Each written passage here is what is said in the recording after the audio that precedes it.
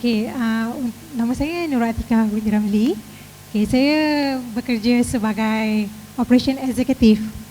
Satu yang menarik tentang PropBuddies bagi saya, okey, saya rasa macam sesuatu perkara yang baru yang saya tak pernah tahu sebelum ni.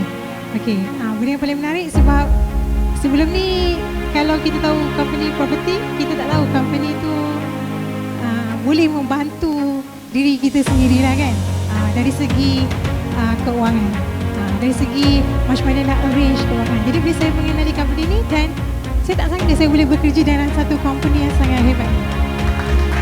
Yes.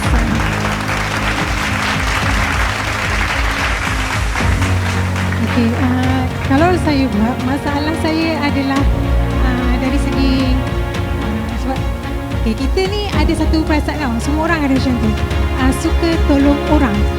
Betul tak? Ada tak kita rasa macam okay, kita bagi nama kita untuk orang pinjam? Ada kan?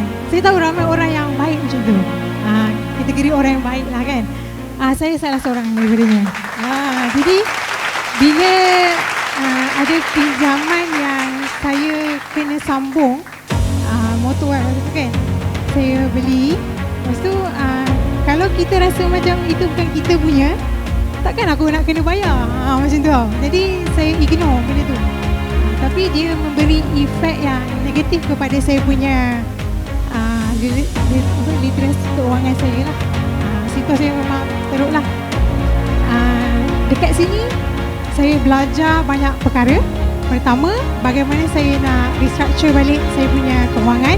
Maksudnya daripada saya banyak bebanan hutang, sekarang saya dah boleh reschedule balik saya punya keuangan dengan lebih baik. Okey, nasihat yang paling penting adalah satu, kita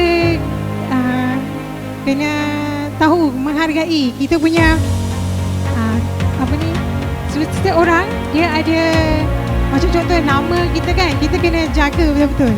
Maksudnya kalau kita nak bagi orang guna atau tak tu, itu kita kena fikir sedalam-dalamnya lah.